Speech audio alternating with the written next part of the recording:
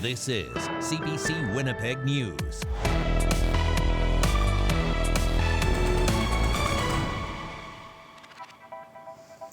Good evening. Thanks for joining us. It was a double shooting outside a West End hotel that's being used to house wildfire evacuees. Police say 2 teens are now recovering after getting shot.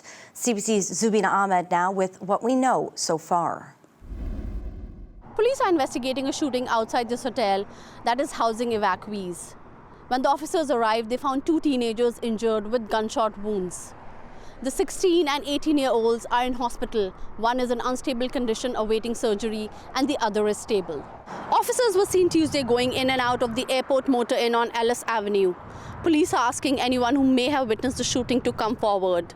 Thousands of people have been displaced from northern Manitoba due to wildfires, with many being set up in hotels around Winnipeg. One of Manitoba's northern Grand Chiefs says First Nation evacuees are running from threats of fire at home to threats of violence in the city. Just last week, 2 men were charged with trafficking cocaine outside hotels near Winnipeg's airport. I spoke to a few people outside the hotel who witnessed the shooting. They say they're evacuees from the Tataskoak Cree Nation.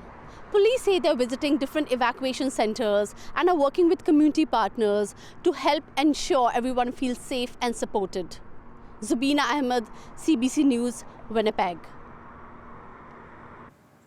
Now, housing thousands of wildfire evacuees has been a challenge for the province and the Red Cross. As days turn into weeks, evacuees are looking to be placed in hotels as opposed to shelters. And as CBC's Mike Arsenault shows you, some hotels say they have the space, but the rooms aren't being booked. The University of Winnipeg Recplex is full of wildfire evacuees who have no choice but to sleep on a cot until they can go home, or until hotel space becomes available. Four Crowns Hotel on McPhillip Street made roughly 10 rooms available for evacuees during the first wave of wildfires. Andrew Pomierny says with the second wave of evacuees in the city, they're making rooms available again.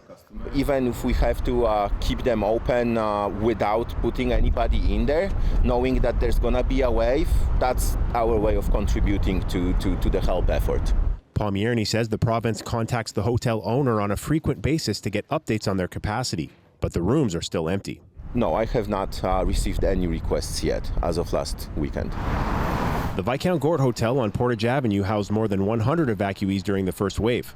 General Manager Robbie Sankar says the Red Cross contacts them regularly to check on capacity too, but so far they haven't booked anything. Although I have these 20 rooms available, they don't seem to be taking those 20 rooms. We've had to stop taking some of our regular business, so we are keeping those rooms open for them, but we haven't had any callbacks to take any more. 12,000 Manitobans are currently out of their homes due to wildfires. Roughly 6,000 are in Manitoba hotels, 1,100 are in congregate shelters, and 1,300 are in Ontario hotels. The rest are staying with family and friends. The Manitoba Hotel Association says there are about 7,600 hotel rooms in Winnipeg. The province says rooms are being prioritized for people with specialized needs. It says it's working to secure accommodations outside of congregate shelters for all evacuees.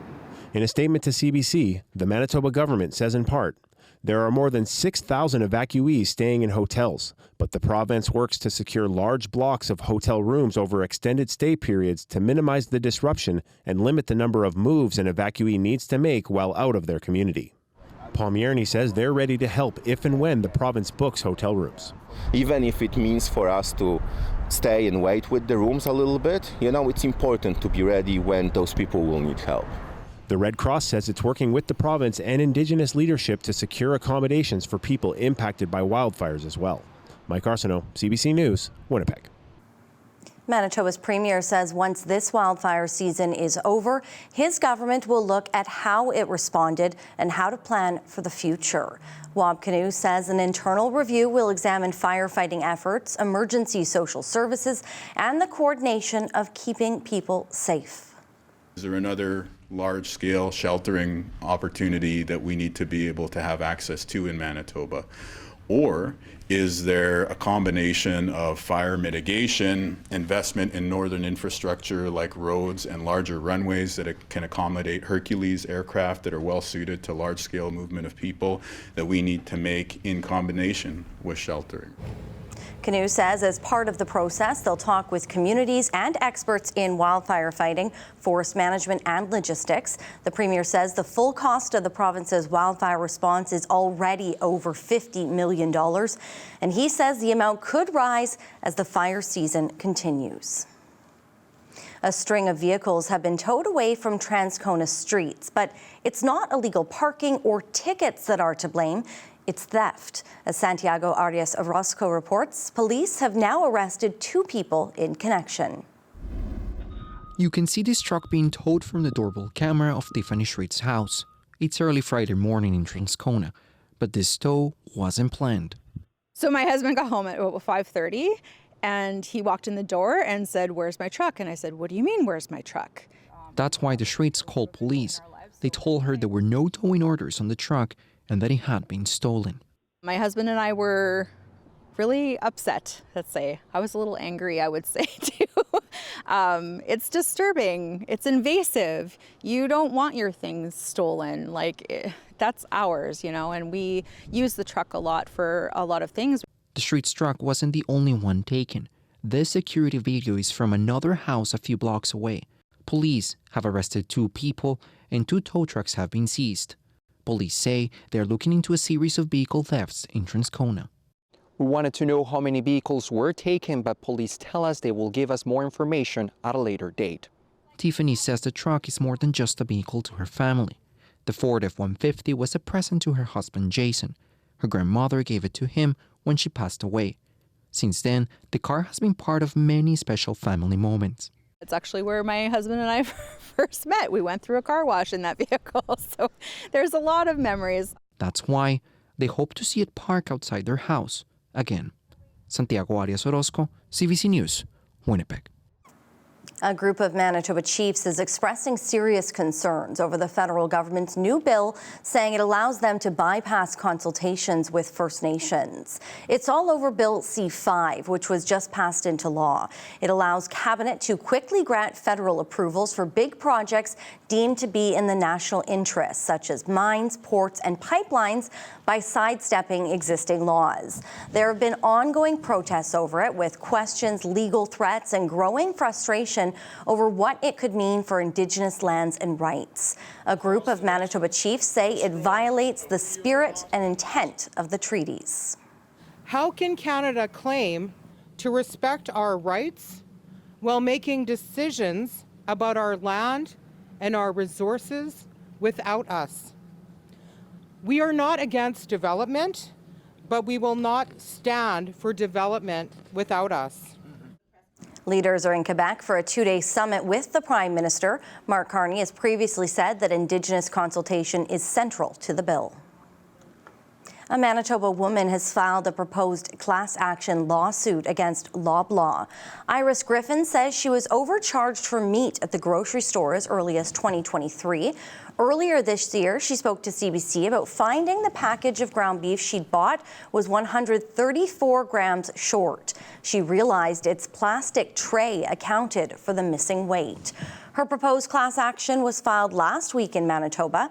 It alleges Loblaw continues charging customers for packaging by adding it to the price of the meat despite complaints to the company and the Food Inspection Agency. She hopes this class action leads to more government oversight. It matters.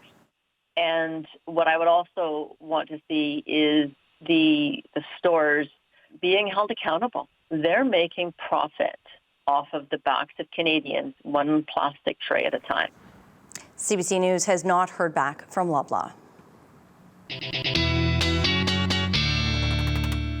Time now to bring in Riley Lachuk. And Riley, it definitely didn't smell as smoky out there today. Yeah, although hazy at times, Brittany, throughout the afternoon hours, as expected across the south, we have started to clear out. A little bit of a cloudier start in Winnipeg, but some sun and cloud in behind that. That's thanks to high pressure that's starting to move in from Saskatchewan. That will help to clear us out as we get through the overnight hours tonight. As that high pressure moves through, also shifts our winds around a bit once again. So still an air quality statement down the eastern side of the province through the White Shell, up into Nopaming Provincial Park, as well as for Victoria Beach. Doesn't mean it's not hazy, further to the west, but it just means that it meets that statement criteria on the eastern side of the province where we have those fires burning.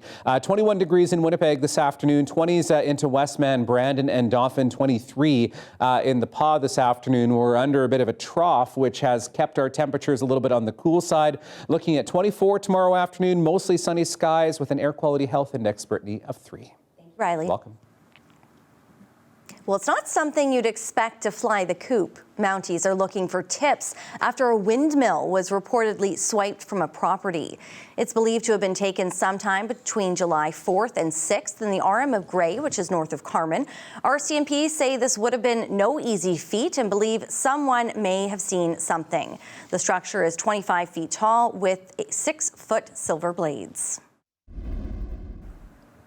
Premier Wab Kinew and his cabinet were in Brandon today, where the NDP government announced more funding to train doctors. As CBC's Bartley Kivas reports, Kinew and his ministers have made numerous announcements in recent months in southwestern Manitoba, where a by-election is looming. The picturesque prairies of southwestern Manitoba attract many visitors during the summer. Notable among them, Premier Wab Kinew, who announced $750,000 of funding Wednesday to train 10 more doctors a year in Brandon and $3.3 million to improve the library at Brandon's hospital. There's a lot of work to do till we can say that we fixed healthcare, but the good news is we're on the way. This was the 5th appearance by Kinew or his cabinet since May in southwestern Manitoba. In that time, the NDP has announced or re-announced $334 million in funding for the area. This Brandon University political scientist says the funding's needed, but questioned the timing of the spending. We are heading into a by-election at some point. It has to be held by September. And to see this flurry of activity and announcements, I'm sure is going to raise some questions in some voters' minds. Spruce Woods has been without an MLA since March, when the PC's Grant Jackson resigned to run for federal office. Without a by-election call, there's no blackout preventing the Kinew government from making spending announcements or any spending limits on campaign-style activities in the area. The Progressive Conservatives are the only party to ever win Spruce Woods. In the last election, their margin of victory over the NDP was 3,000 votes. Now, Wab Kinew appears to be trying to bridge that gap. 2 weeks ago, Kinew suggested he won't call the by-election until the NDP is better able to compete in Spruce Woods, stating he won't offer up any freebies to the PCs. I want to put a serious effort forward in the Spruce Woods by-election. Wednesday, the Premier said Manitoba has more important issues than whether he calls a by-election. What's the rush?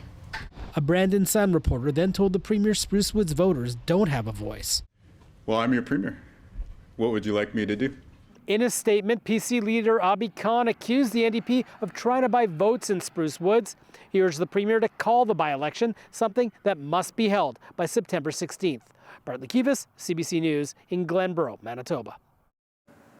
It's food harvested from the land and water, sustenance steeped in Indigenous tradition, from pickerel to bannock. And it's these traditional foods that are offering a taste of home that so many Manitoba wildfire evacuees are missing while displaced.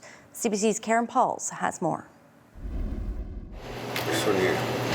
Fresh moose meat for a traditional meal for First Nations elders forced from their homes by wildfires. You are what you eat, right? The food is life. During the first evacuation last month, these volunteers got together to source moose, duck, fish, and vegetables. They're feeding about 200 elders every day.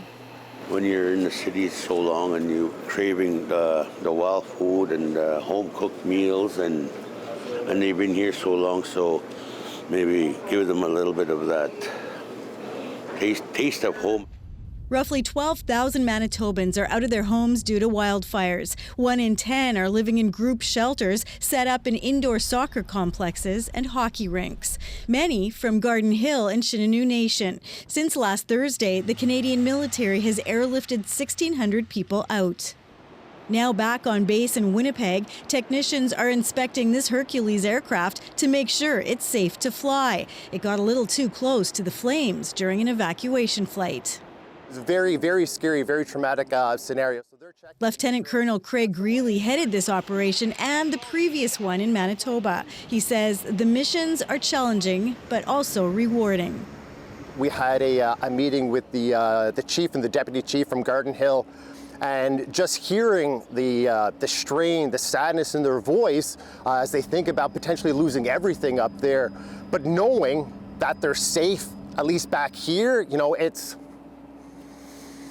emotional. As my chief would say, it hits you in the feels. This food delivery is also hitting the spot for these elders. They've been living in this Winnipeg hotel since the end of May. We like their food, MKO, when they come and feed us, wild food. In the air and on the ground, an army of people working behind the scenes to provide safety, a sense of home, some comfort, at a time when all of that seems in very short supply. Karen Pauls, CBC News, Winnipeg. A 25-kilo rock has gone under the hammer for more than $5 million in New York. This is no ordinary rock that's sold at Sotheby's. It's the largest piece of Martian meteorite found on Earth. The rock is about 38 centimeters long and 28 centimeters wide. Experts say it must have been blown off the surface of Mars by a massive asteroid strike. It then traveled more than 200 million kilometers to smash into the Sahara Desert. A meteorite hunter discovered it in November 2023.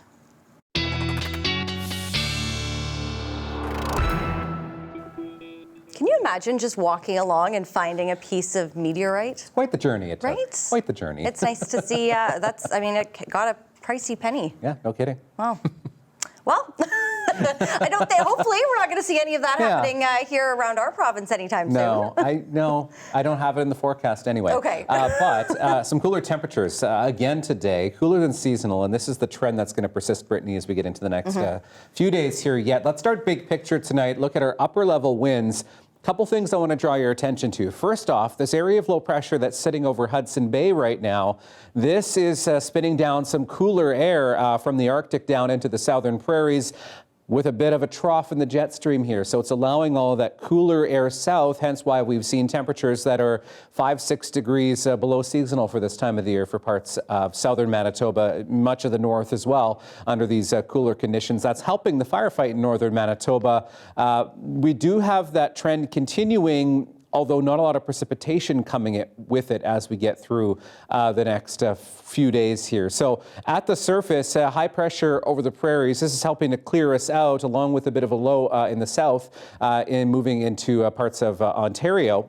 Thursday starts mainly sunny skies, variable winds. And then we start to get into a bit of cloud cover. This is ahead of another weak low that is moving along the international border. Most of this stays south of the border as we get into the day on Friday, although along the international border, places like Mlida down through Morden-Winkler could pick up a couple of stray showers into the morning hours on Friday. Then we get back into a mix of sun and clouds as we get into the weekend. I'm going to show you the longer range outlook here, but take some of what you're going to see here with a grain of salt, because the further out you go with this forecast modeling, the less accurate it becomes. So we have to wait a few days to see how this materializes. But at least as we get into the weekend, we are looking at some good moisture coming to parts of the province, really all of the province, according to this model, looking at some rain as we get into early next week, pushing into northeastern Manitoba as we get into Tuesday morning. So that gives us a sense of where things are headed. What this amounts to is 10 to 15 millimeters, some pockets where we see some higher accumulation into parts of the province as we get into the next 7 days. Again, that is several days out yet. We'll keep looking at this as the days near and see how that materializes as we get into the weekend and into next week. So temperatures as we get into the day on Thursday, again below seasonal for this time of the year by 2-3 degrees at this point. So 23s for Brandon, Dauphin, 24 in Portage la Prairie, 22s and 23s into northwestern Ontario. And again, temperatures around 23 degrees for much of northern Manitoba as well as we get through the day on Thursday. 23 degrees on the way for Friday, Brittany, and then into Saturday. This is when we return to seasonal at 26. I'll have more in your 7-day and your dog walking forecast coming up in a bit. Thanks, Riley. You're welcome. Winnipeg's long-awaited Fringe Theatre Festival kicks off today. It's a literal choose-your-own-adventure for those looking to take in a show. There's more than 140 of them this year. Let's head down to Old Market Square, where CBC's Felicia Adam is tonight. Felicia. That's right, Brittany. Winnipeg's 38th annual Fringe Theatre Festival has officially started. And I know you can hear the vibes, the performers, and the music right behind me. But if you just take a look over here, you can see how many people have already started to come out and take part in all of the festivities. And that is just the start. For the next 12 days, hundreds of Canadians and international artists will be performing across Winnipeg's downtown. There will be food, drinks, free activities, and street performers for anyone to enjoy. It takes more than 700 volunteers to get the festival running, and around 80,000 tickets are sold yearly. This year's theme, Choose Your Own Fringe Adventure. I spoke with the festival's manager, Tori Pop, earlier today.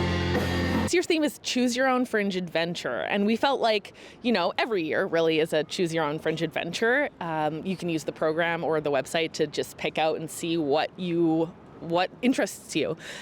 We always say take a risk, see something that you think you might be interested but you haven't heard too much about. And obviously we have our fringe favorites, so those will always be on everyone's list. But yeah, choose your own adventure. Fringe is an adventure. It's an adventure about having fun and seeing something new and experiencing the festival and Winnipeg in the summer.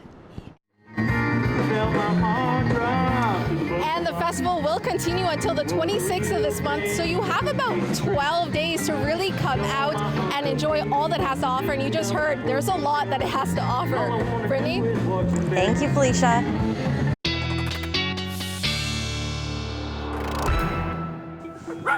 All right, time for your dog walking forecast. Tonight we have Kayla. Thank you, Virginia, for sending this picture in. You can send yours to talkback@cbc.ca. 13 degrees, very seasonal start to the day tomorrow.